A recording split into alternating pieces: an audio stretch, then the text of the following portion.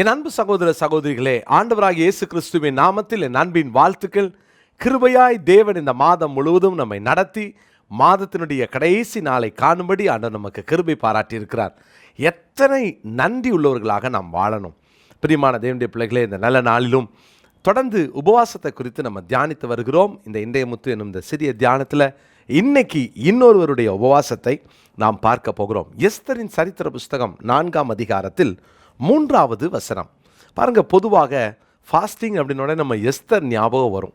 Esther Rajathi மொர்தேக்காயை கூப்பிட்டு, நானும் என் தாதிமாரும் உபவாசம் இருக்கிறோம், நீர் யூதருக்கெல்லாம் உபவாசம் சொல்லும் சொல்லி எஸ்தர் ராஜாத்தி ஒரு உபவாசம் கூறினாள். ஆனால் இந்த எஸ்தர் ராஜாத்தினுடைய ஃபாஸ்டிங்கை தான் பொதுவாக நமக்கு தெரியும். ஆனால் எஸ்தர் ராஜாத்தி ஃபாஸ்டிங் இருக்கிறதுக்கு முன்னாலேயே பாருங்க, இந்த எஸ்தர் 4ஆம் அதிகாரம் 3ஆம் வசனத்தில் யூத குலம் எங்கெல்லாம் இருந்தாங்களோ அங்கெல்லாம் ஃபாஸ்டிங் அறிவிச்சிருக்கிறாங்க. எஸ்தர் 2வது தான் ஃபாஸ்டிங் இருந்தார். எஸ்தருடைய உபவாசம் 2வது உபவாசம் தான். ஆனால் அதற்கு முன்பாகவே நீங்கள் மொர்தேக்காய் நகரத்தின் நடுவே புறப்பட்டு துயர சத்தத்தோடு அலறிக்கொண்டு அரண்மனையின் வாசலில் வந்து சாம்பலம் போட்டு ரட்டுடுத்தி இதெல்லாம் பண்ணாலும், இந்த எஸ்தர் 4:3 வாசிக்கிறேன். ராஜாவின் உத்தரவும் அவனுடைய கட்டளையும் போய் சேர்ந்த ஒவ்வொரு நாட்டிலும் ஸ்தலத்திலும் உள்ள யூதருக்குள்ளே மகா துக்கமும் உபவாசமும் அழுகையும் புலம்பலும் உண்டாகி அநேக ரட்டுடுத்தி சாம்பலிலே கிடந்தார்கள். அப்போ எஸ்தர் ராஜாத்தி, நானும் தாதிமாரும் ஃபாஸ்டிங் இருக்கிறோம், நீர் யூதருக்கெல்லாம் ஃபாஸ்டிங்கை சொல்லணும்னு சொல்கிறதுக்கு முன்னால் இந்த ஃபாஸ்டிங்கை அவங்க என்னென்ன யாரெல்லாம் செய்தியை கேட்குறாங்களோ அவங்களாம் ஃபாஸ்டிங் இருந்துட்டாங்க. பிரியமானவர்களே, ரொம்ப முக்கியமான ஒரு ஃபாஸ்டிங் இந்த ஃபாஸ்டிங். யூத ஜனம் இந்த அழிவின் செய்தியை கேட்ட உடனே எந்தெந்த ஸ்தலத்தில் கேட்கிறார்களோ அந்த ஸ்தலத்தில் உள்ளவர்கள் ஃபாஸ்டிங் இருந்துட்டாங்க. அந்தந்த ஊருக்காரங்க ஃபாஸ்டிங் இருந்துட்டாங்க. யூத குலம் இருந்த எல்லா இடமும் ஃபாஸ்டிங் இருந்துட்டாங்க. அப்போது இதை துவக்கி விட்டது யாருன்னு பார்த்தீங்கன்னா, இங்கே சூசான் அரண்மனையில் அந்த ஏரியாவில் இருக்கிற மொர்தேக்காய் ரட்டுடுத்தினார்கள் என்று சொன்னாலே அங்கே அவர்கள் உபவாசம் இருக்க வேண்டும். ரட்டுடுத்தினார்கள் என்றால் ஃபாஸ்டிங்கில் சாப்பிடாமல் அவர்கள் தங்கள் துக்கத்தை அவர்கள் வெளிப்படுத்துவார்கள். ஸோ இந்த செய்தி, மொர்தேக்காய் இப்படி துக்கத்தோடு இருக்கிறார் என்ற செய்தியும் யூத குலம் அழிக்கப்பட போகிறது என்ற அந்த நிருபமும் எங்கெல்லாம் வந்துச்சோ எல்லாருக்குள்ளேயும் ஃபாஸ்டிங் இருக்க ஆரம்பிச்சிட்டாங்க. பிரியமான தேவனுடைய பிள்ளைகளை, இந்த ஃபாஸ்டிங்கினுடைய பின்னணியை நீங்கள் கவனித்து பார்த்தீங்கன்னா, யூத ஜனங்கள் எல்லாம் ஆங்காங்கே ஃபாஸ்டிங் இருக்கிறாங்களே, அதுக்கு அந்த பின்னணியை நீங்கள் பார்த்தீங்கன்னா 3ஆம் அதிகாரம் 15ஆம் வசனம், அந்த கடைசி வசனம், அந்த அஞ்சக்கார ராஜாவின் உத்தரவினால் தீவிரமாய் புறப்பட்டு போனார்கள். அந்த கட்டளை சூசான் அரண்மனையில் பிறந்தது. ராஜாவும் ஆமானும் குடிக்கும்படி உட்கார்ந்தார்கள். சூசான் நகரம் கலங்கிற்று. ஒரு கலங்கின நிலையிலே எடுக்கப்பட்ட உபவாசம். கலக்கம் வரும்போதெல்லாம் வெறுமையாக பட்னி கிடக்கிற நிறைய பேரை நான் பார்த்துருக்குறேன். என்ன பண்ண போகிறோம், அதனால் சாப்பிடாம சும்மா உட்காந்துருப்பாங்க. சாப்பிடாம அந்த வருத்தத்தை சாப்பாட்டில் காட்டுவாங்க. ஆனால் நீங்கள் சாப்பிடாம நீங்கள் அந்த வருத்தத்தில் இருக்கிற நாட்களை காட்டிலும், அப்படி ஒரு உண்ணாவிரதம் இருப்பதை காட்டிலும், நீங்கள் சாப்பிடாம அந்த கலக்கத்தின் நிலையிலே உபவாசிக்க கற்றுக்கொள்ளுங்கள். அந்த உபவாசம் அப்போ தேவனுக்கு மிகுந்த ஒரு ஏற்புடையதாக இருக்கும்.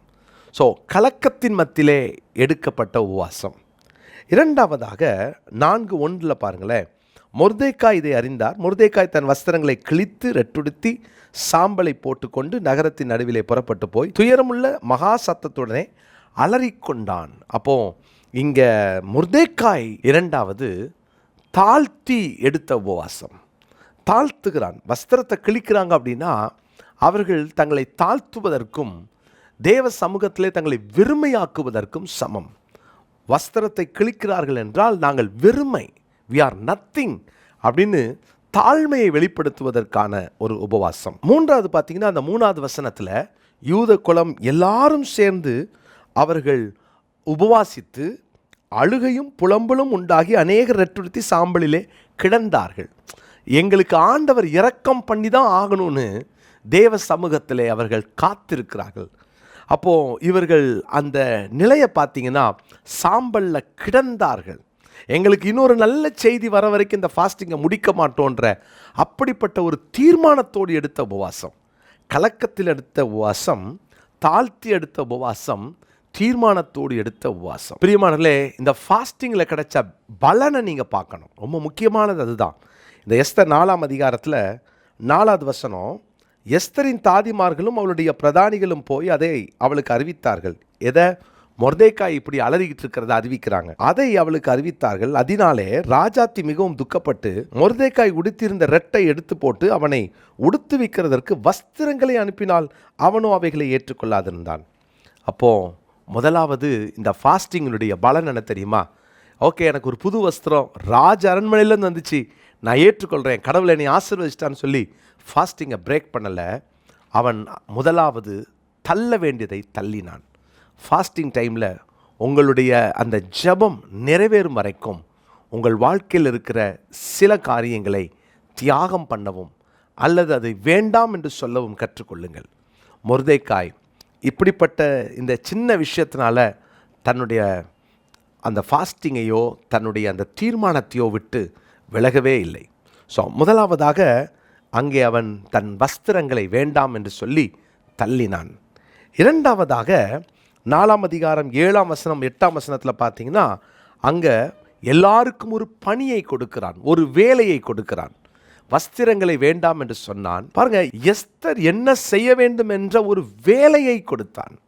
முதலாவது வஸ்திரங்களை வேண்டாம் என்று சொன்னான். இரண்டாவது எஸ்தர் செய்ய வேண்டிய வேலையை அங்கே எஸ்தருக்கு கொடுத்தான். மூன்றாவதாக எஸ்தர் 4:14 பாருங்க, யூதர்களுக்குள்ள அந்த பாரத்தை தீவிரப்படுத்தினான். பிரியமானவர்களே, இன்னைக்கு அப்படிப்பட்ட மொர்தேக்காய்கள் இன்னைக்கு தேவை.